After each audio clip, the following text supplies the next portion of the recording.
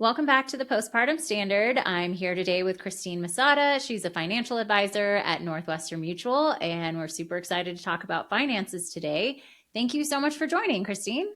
I'm super excited to be here, Toni. Thank you. Awesome. Well, I like to start all of these with tell me your motherhood story. How's it been? So I'm very much living it right now. I'm a mom of three under five. I have three boys. My most recent baby was born in July of 2025. And it's a whirlwind. Trying to do and be all the things all at once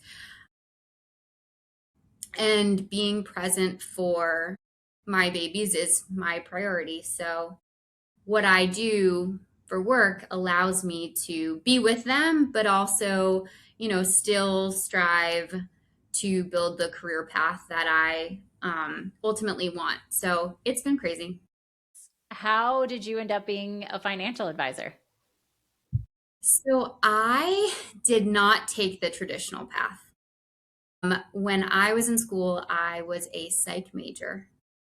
And I had no idea what I wanted to do. I was 21, and I actually connected with Northwestern Mutual at my career fair.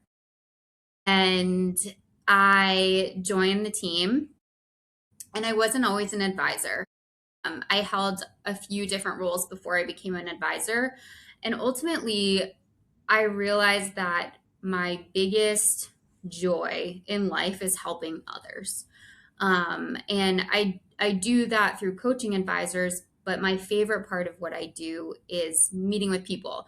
I mean, the most exciting part of what I do is getting to meet new people every day and help them solve a problem.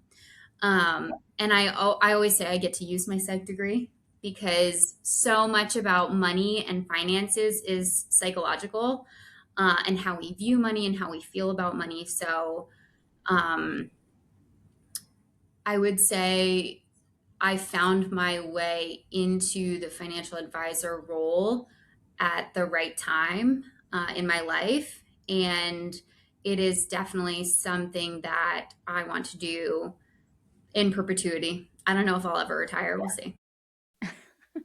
That's so cool. It's so amazing when you find something that you love that much and like truly brings so much purpose. And that's just incredible.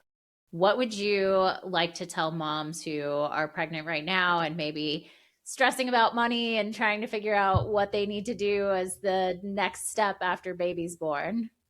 Yeah. There are so many things I want to say to moms right now. First, enjoy the most magical time of your life. Being pregnant and having a baby are such special once in a lifetime experiences. So first, enjoy this time. And two is if you're not sure what to do, or you're feeling uninformed, or you wish you knew more, you can seek help, and you can also curate your own information. As a new mom, one of the things that I hear from my clients is I'm having a baby. This is what my insurance covers. How am I going to handle maybe some of the debt that I'm coming out of the hospital with? And that's where working with a professional can be helpful, in that they can give you this third party kind of perspective of here's what's going to work for you in your situation. And, having a baby comes with increased expenses. Babies are expensive. They're super cute, but they're expensive. And navigating the increased costs, the postpartum care that might be needed, and the planning for that child, right? Ultimately, we hope that child grows up and has an amazing life, and maybe getting married is part of that child's life. So saving for their wedding, if that's an objective of yours, or saving for their education, wanting to leave them a legacy. There are so many things and so much planning that goes into having a baby.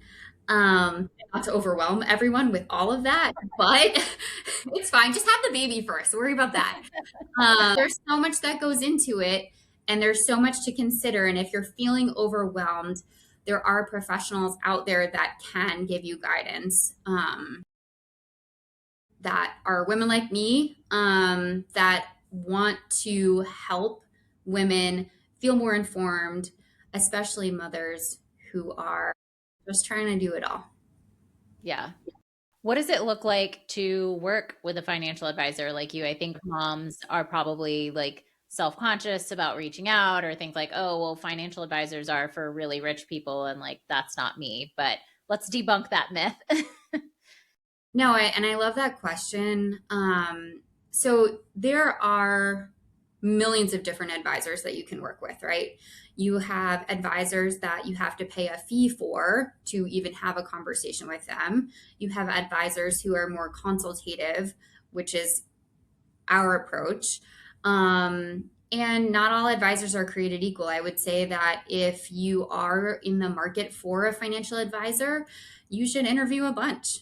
You should know who you're going into business with, and you should be able to imagine a long term relationship with that person.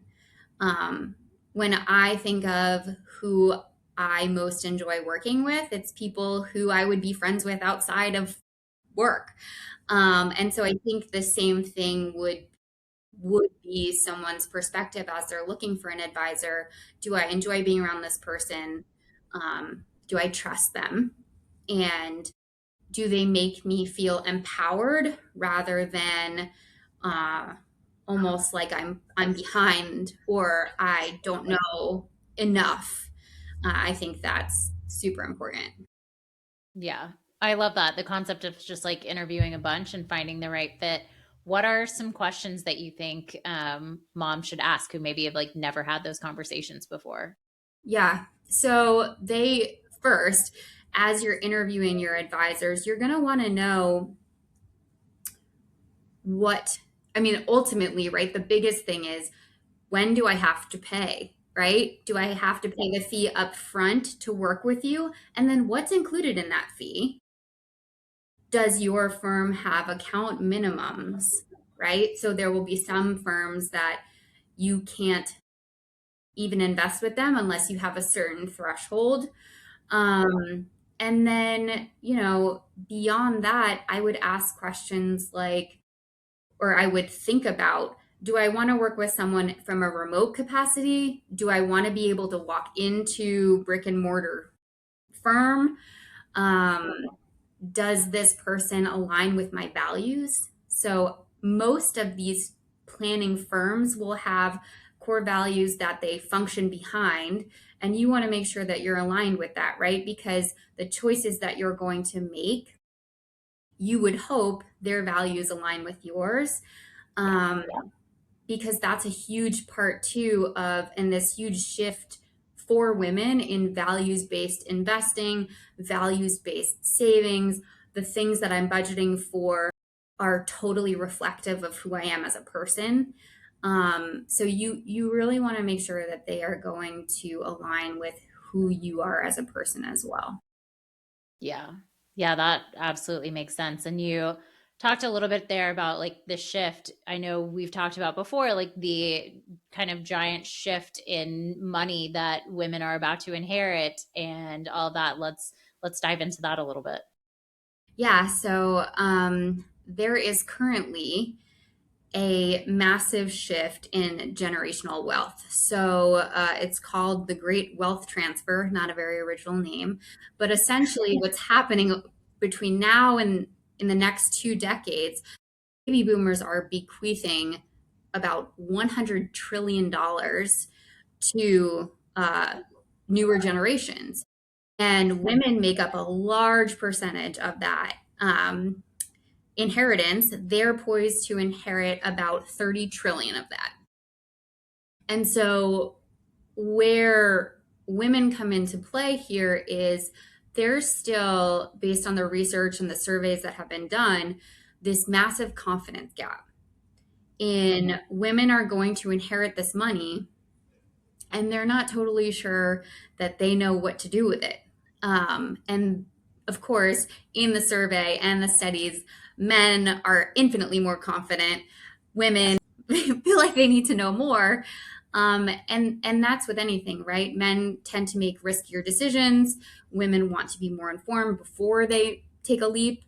And so, in this great shift, right, there's this massive need for female financial advisors because the research shows that women want to work with other women.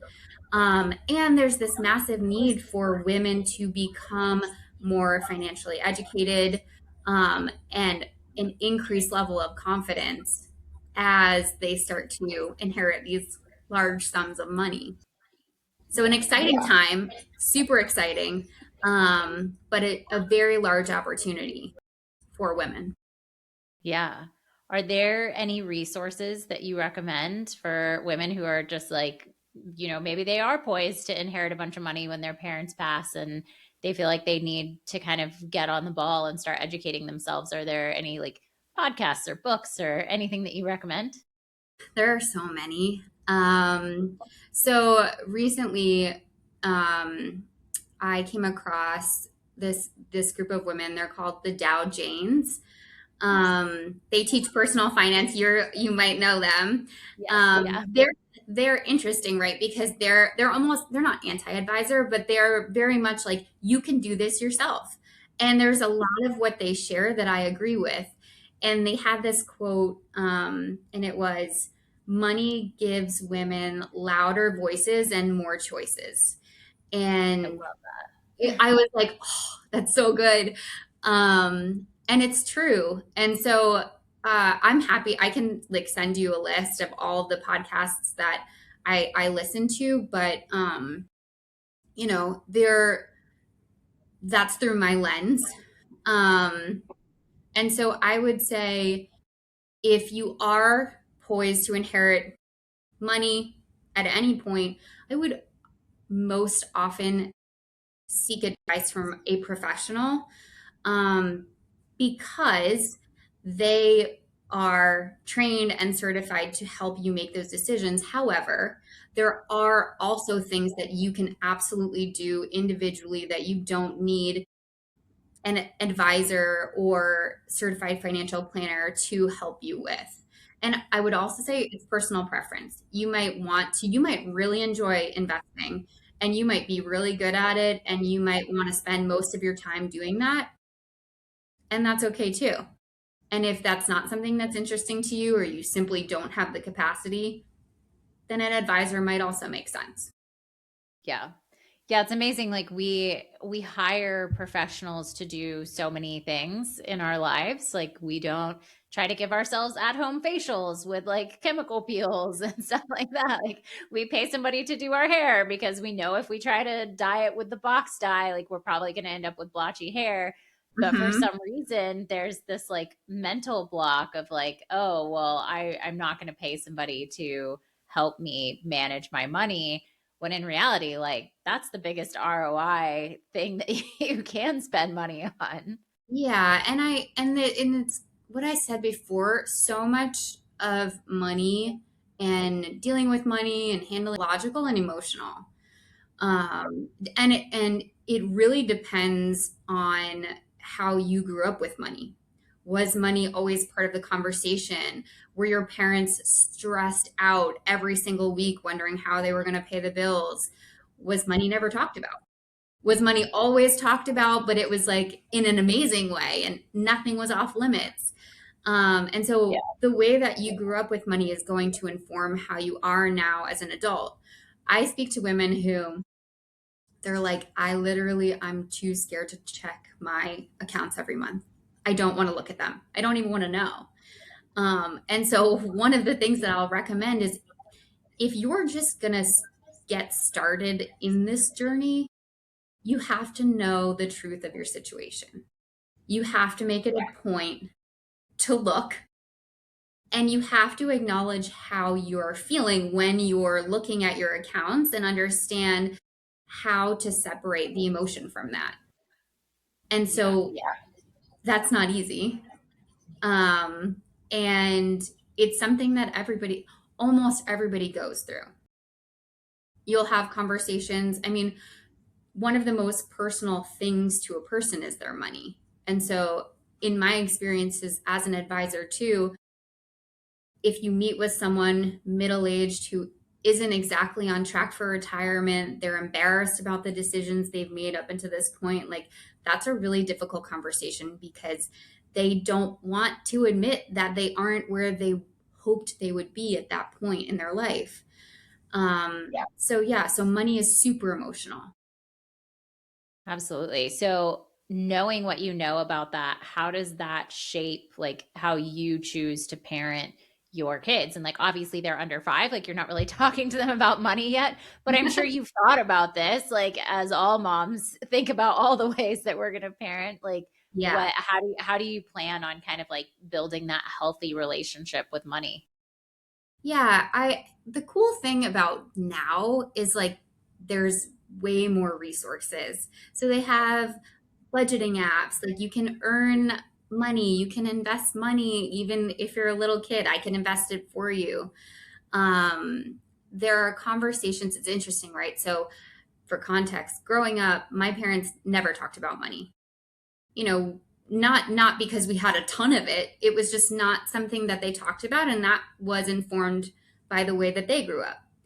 And so my husband and I are making a priority to talk about money in front of the kids in a way that feels healthy for us. And in more of an informational way for now. I mean, my oldest one is 5. So they get the concept of money like, oh, like if mommy goes to work, she can buy me more Legos. But continuing to teach them these things, and especially as they get older, teaching them personal finance, because that's not something I was taught in school. That's not something I was taught in college. That's something that we are expected to know and deal with every single day, and it's not something that's taught to us. So I think if moms out there are thinking about ways that they can start to introduce the concept to their children, just bring it up in a healthy, informative way. Here is what this is. This is what this is. This is what this looks like. This costs money. That's how we plan to do it. Yeah. Yeah, I like that. My husband and I have spoken quite a bit about this topic as well because I grew up like middle class and he grew up in like the housing projects. And so money was always tight and it's definitely like informed both of our relationships with money. Like I'm the spender, he's the saver in our relationship. Like every relationship has one and Absolutely. the other, and that it's so funny, he's kind of like the grounding, like okay, we're going to be responsible, and I'm like the oh, let's just do it.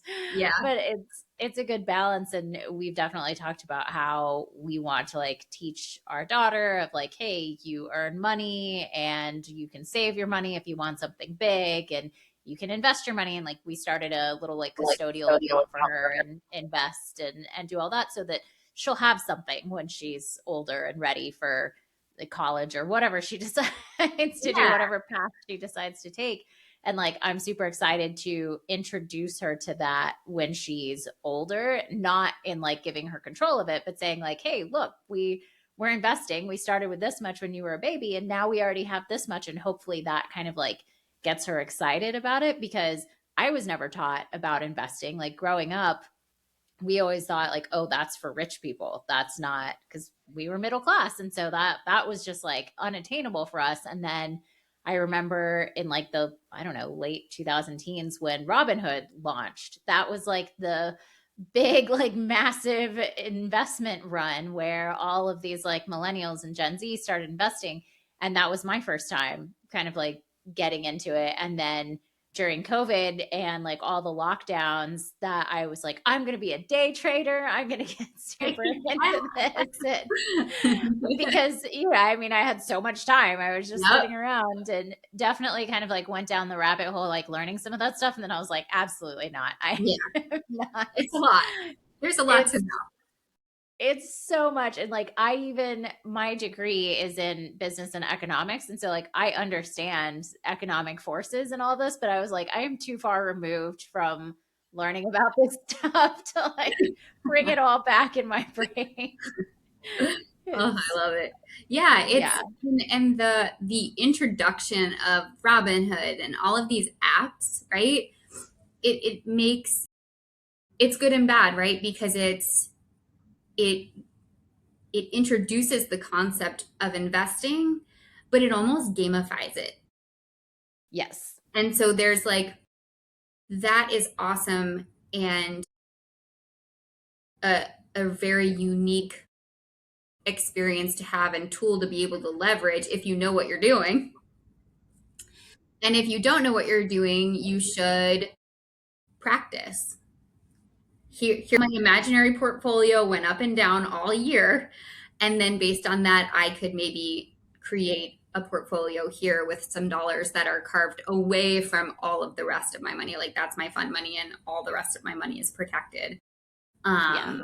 But no, I think you and your husband have the you're totally on the right path and being able to. I mean, she's going to watch you build this really special company. And money is what makes it all possible. And so, and Toni, the extremely hard worker, but money is what is going to make it all possible, and she's going to get to see the tangible result of that, which is really special. Yeah. Yeah. I mean, that's definitely how I kind of like deal with the mom guilt of ambitious motherhood, of like building a business, working all day, being like, sorry, I can't go to the park with you every day and like do all this stuff because I have to work. And that mom guilt is so real. But I hold on to the fact that like when she's just a tiny bit older, she's going to be able to understand and like really see the impact of what I'm doing and what I'm building and the lives that we're impacting, and she'll get to be a part of it. Like I know for me, my parents were entrepreneurs when I was a kid, and it was like a family affair. Everything that we did, we owned a racetrack and a catering business and like all these different things. And I would work at all these businesses as a kid, and it gave me a sense of purpose. My parents got basically free labor, but I look back and I'm like, man, I learned so much from that. And just having the opportunity to like hand that down to my daughter and teach her the kind of stuff that you don't learn in school, like bookkeeping and all that stuff that I just kind of like took for granted as a kid when I was learning it all. I was like, oh, yeah, everybody knows this stuff. And then I kind of got out into the real world and I was You're like, like, wait, oh, no, not a lot of people. yeah, and what's even more special is the company that you've built is something that like she may inherit one day, and or she may use the products that you've put out into the world when she has a baby. Like it's so cool and super special. Yeah, I mean, that's my dream. Like I am building it for her generation so that when they're nursing moms, like they have better options than what we did. And like Please. yeah, it just keeps getting better each generation, and it just takes like private companies stepping in and like Yeah, honestly, moms just stepping in and getting shit I know. done because that's Always, what we always, do. always. Yeah. So we've talked about like kind of what to do when you're planning for baby and baby's like early on. What would you kind of give as tips when it's like, okay, I'm starting to think about saving for college or, investing so my kids have something when they get to that point? Yeah, I would say there are a few ways you could do it. Um, I think if I rewind it all the way back, first you want to know that you want to understand your finances, right? Which is what we said. And so if one of you is the primary breadwinner and the decision maker, making sure that you're informed and you know what you have, and then working together to ensure that you have some kind of saving strategy in place that you don't touch. One of the most difficult things that everyone struggles with is paying yourself first. So automating my savings. And that's with anything, right? Saving for retirement, saving for education. I'd much rather go out and buy 15 coffees at Starbucks than the money go into my account that I don't get to realize that money every month. It's going away before I can spend it. And so that's the biggest thing for people. And especially when um, something happens that was not planned for. If you don't have an emergency fund in place, you might deplete your savings that were supposed to go towards this other goal in order to survive that moment, whatever that may be. And so making sure that everyone has an emergency fund um, before they start, right, the big investing and the big savings goals and all of that, you want to make sure that you have something in place if something bad happens, with the hope that it doesn't, but being prepared. Yeah. So what I would say there is, as moms are thinking about planning for these big future goals, right? Saving for a wedding, maybe saving for their own retirement, saving for their children's education, if that's what's important to them, make sure that you have a safety net in case something were to happen and you would need to pull from your big savings, your life savings in most of our cases, that you don't then set yourself back or even stop yourself from reaching those goals. Yeah. Yeah, absolutely. What I know a lot of people don't have that in place. Like what do you think is like an easy actionable first step, because it can feel overwhelming to be like, "Oh my gosh, I don't have a savings, I don't have an emergency fund, I don't have any of that. I live paycheck to paycheck." Not everyone has the ability to save. That's just the reality, and it's very Yeah. unfortunate. Um, Best practices would be what we talked about, right? So, knowing the truth of your situation, Yeah. you have to be looking at your accounts at least once a month, probably more than that. Might get a little crazy, might get a little unhealthy. But know the truth of your situation. You also want to understand what's coming in and what's going out. You can call it a budget. And what a budget can be is restrictive if you need it to be, or a budget could just be a general understanding of what I'm spending every month. Yeah. And within what I'm spending every month, then I can make a choice of, okay, here's where I might decrease my spending. Okay, here's where I might increase my spending. So you can kind of use it two different ways.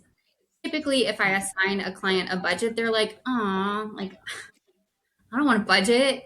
But how I Yeah. really mean for them to utilize the budget is, I want you to understand what's going in and coming out. If you love going out to dinner and that's something that brings you joy and you want to continue to do that for the rest of the year, okay. But then we might have to take from a different pile to start funding some of the goals that you have. Yeah. Um, And then the third would just be also what we talked about, which is automating your savings, paying yourself first, doing the not so fun stuff now so that you can do the fun stuff later. Um, and that's not easy either, because we are very much instant gratification human beings. We see Yes. something, we want it, we buy it. And so setting it up so that it's automated removes that decision from the equation. I'm not Yeah. deciding whether or not I'm going to pay myself first. It just gets whoop, pulled right out and put into my savings account, and that's it. And it starts to build from there. Yeah, that's so smart. The automation standpoint is definitely necessary, because if the money never hits your account, then you're like, "Oh, it doesn't Never know. exist." Exactly. Yes. Exactly. Yeah. Yeah, and I love what you said about a budget, just kind of like knowing where the money is going, because then you can make that decision. Without the information, you can't decide the trade-off between, am I going to go out to eat all the time, or am I going to take a trip to Italy next year? Like what's the trade-off there? And like, I want to do this thing, but how much do I want to do that thing? Do I want to do it enough to like sacrifice now? And I think that's the thing that a lot of people, I think you're exactly right. Like they hear budget and they think restrictive, but it's not, it's informative. It's Right. like gives you a position of power and control over your life and the ability to kind of make the decision on those trade-offs. Yeah, absolutely. And it might feel uncomfortable. You know, it might tell you something that you weren't telling yourself the truth about. Um, but it's definitely necessary if you want to take steps to, at the very minimum, start saving at a small level or a large level and start investing for the future. Nice. All right. So I feel like we have learned so much today. Are there any kind of like closing tips or anything we haven't covered that you would want moms to know? So I would say number one is being a mom is one of the hardest jobs out there. And being a working mom, right? Trying to build something of your own while also taking care of these tiny humans. My biggest takeaway, because I'm living it right now, is just give yourself grace as it pertains to personal finances, building your own company, things like that. Um, you have control and you can take steps, baby steps, in the right direction with the knowledge that you are doing the hardest job possible while also doing a million other things at once. Um, and also know that you have someone out here that is a huge advocate of working moms everywhere. And it's the hardest job out there. Is the truth. So, where can people find you if they're interested in chatting about all things finance? So you can find me on my website. I'll include my Instagram. I'll include my LinkedIn. So if anyone wants to reach out, they're welcome to. I'm so grateful to have been part of this conversation, Toni, and I'm really excited for what you're building. Awesome. Well, I appreciate that so much. And I appreciate you coming on the show. And I know this has been super informative, and I'm very excited for moms to hear this. And if you're out there listening and you have questions, feel free to send them in and we'll gather them all up and have Christine on again and we'll do a Q&A round. So this has been amazing. Thank you so much, Christine. Thank you so much.